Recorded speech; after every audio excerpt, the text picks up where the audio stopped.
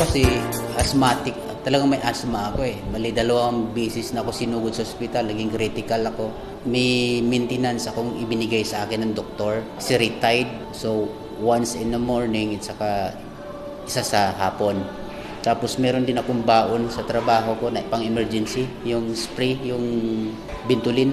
So, yun ang naging routine sa buhay ko na bilang may hika, lagi kang alerto eh. 10 years na akong may hika eh. Mula kasi akong tumigil sa paglalaro ng basketball, doon ko naramdaman na may hika pala ako eh. Parang humina ang immune system ko. So mula nung dumating ang hydrogen sa atin, sinubukan ko. Bali, bumili kami ng asawa ko ng buy box.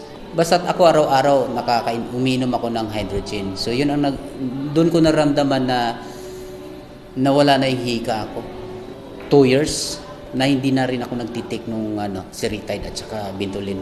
So dahil sa naramdaman ko na yung hydrogen talaga, yun talaga isa sa nagpapagaling sa hika ko. Unang-una, ang nagpapagaling ang Diyos. Hindi na ako sinusumpong eh. Pero ngayon, sumasama ako sa mga katandaan, naglalaro kami ng basketball.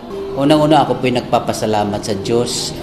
Dumating sa atin yung isang produkto na pinagalob sa atin sa pangunguna ng ating mga ngaral, si Brad Ellis, si Brad Daniel. Salamat sa Diyos at sana mga kapatid, tangkilikin po natin ang hydrogen.